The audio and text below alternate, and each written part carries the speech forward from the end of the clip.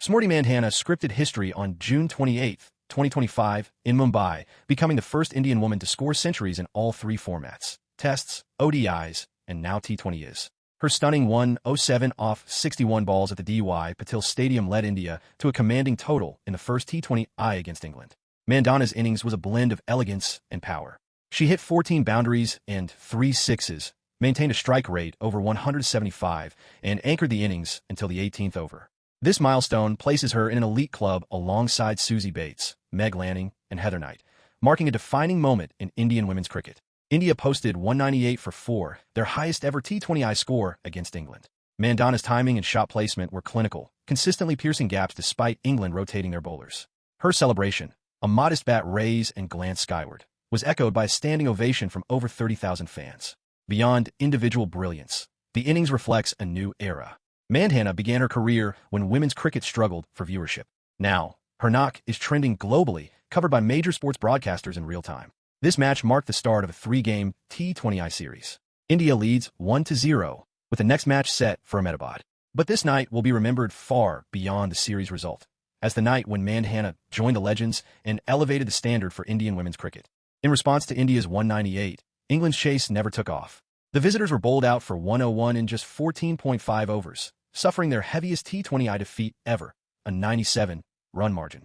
It was a clinical dismantling. India struck early. Renuka Singh dismissed both English openers within 3 overs. Pooja Vastrakar followed with 2 wickets in the middle overs, while Deepti Sharma maintained control with economical spin. England's batting collapsed under pressure, losing 6 wickets for just 30 runs during the middle phase. India's fielding was sharp. Jemima Rodriguez saved a certain boundary with a full stretch dive, and Richa Ghosh executed a stumping off a wide ball. 2 direct hit runouts further derailed England's momentum. England captain Heather Knight acknowledged the defeat post-match. India were outstanding in all departments. We need to regroup quickly. This collapse marked the first time England failed to bat beyond 15 overs in a T20I. Their strike rotation faltered, and even experienced batters like Nat Cyberbrunt and Danny Wyatt were unable to counter India's controlled aggression. For India, the bowling performance was as important as Mandhana's innings. Every bowler contributed. Field placements were aggressive, and the team maintained pressure without overstepping. Only 2 extras were conceded. This dominant win positions India strongly for the remainder of the series. For England, it's back to the drawing board. India's 97-run win over England shattered multiple records, both on and off the field. It marked India's biggest victory in T20I history, and England's worst-ever defeat in the format. India's 198 for 4 was also their highest T20I total against England. Smriti Mandhana's innings added her name to an elite group, only the 4th woman worldwide to score centuries across all formats. Her 107 became the second highest individual T20I score by an Indian woman, just behind Shefali Verma's 123. But beyond stats, the broadcast broke new ground. Viewership during the innings break peaked at 9.2 million concurrent viewers across Jio Cinema and DD Sports, a record for a bilateral women's match in India. Hashtags like hashtag Smriti Century, hashtag Mandhana 100, and hashtag indw trended in India, UK, and Australia. Reaction videos flooded YouTube within hours. On social media, even men's team players like Hardik Pandya and Ashwin posted tributes.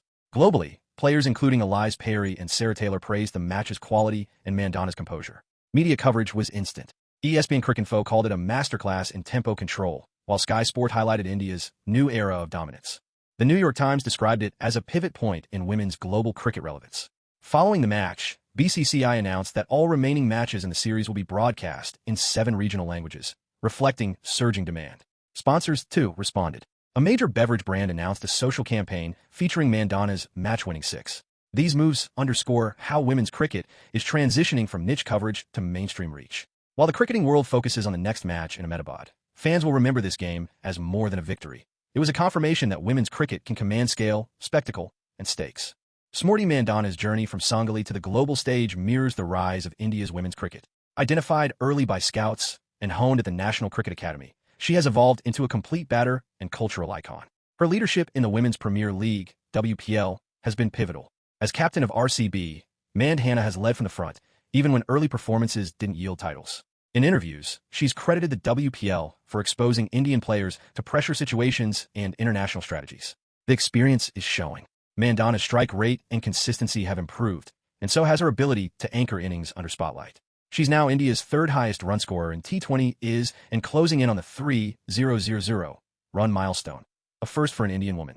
Off the field, Mandhana has used her platform to advocate for gender equality and mental health. She's spoken at BCCI conferences, appeared in athlete mental wellness campaigns, and consistently backs younger teammates in media interactions. Against England, she was a mentor and mainstay. Shafali Verma's early burst gave momentum, but Mandhana sustained it with placement and timing. Her 50 came in 33 balls. Her next 50 in just 25, a display of tactical acceleration. With 2 matches left in the series and a T20 World Cup less than a year away, India is well-positioned, and Mandhana is at the center of that setup. Her calm leadership, aggressive batting, and off-field presence signal a shift. Indian women's cricket is no longer emerging. It's established, and its captain is leading from the front. This match wasn't just a cricketing milestone. It was a national moment for women's sport in India. Until recently, Indian women's matches drew limited crowds and negligible primetime coverage. But with growing investment, structured leagues, and global exposure, the visibility of women's cricket has surged. This match, packed stadium, live broadcast, headline media coverage, felt like a tipping point. BCCI officials confirmed post-match that viewership data surpassed several recent men's bilateral games, signaling not just parity, but genuine market demand. Analysts compare this moment to 2007, when India's men won the inaugural T20 World Cup, a turning point that changed how cricket was consumed. Mandhana's century became the centerpiece of that shift. Her post-match statement echoed the broader mood. This wasn't just about runs. It was about showing we belong in the spotlight. The implications are already visible. Cricket academies across India report a surge in young girls enrolling. The Khelo India scheme has increased grants for women's cricket. State boards like Maharashtra and Tamil Nadu are scheduling more inter-district women's tournaments. Meanwhile, broadcasters are experimenting with female-led commentary teams and analysis desks, inspired by the strong reception to this match's coverage. The cultural shift is as important as the sporting one. Mandhana, Rodriguez, and others are now role models with real reach, not just for cricket, but for athletic ambition among Indian girls. India's next matches are expected to be sellouts. And with the Women's T20 World Cup approaching, momentum is on India's side, competitively and commercially. The 97-run win over England will go down in record books. But more importantly, it may be remembered as the night Indian women's cricket became mainstream.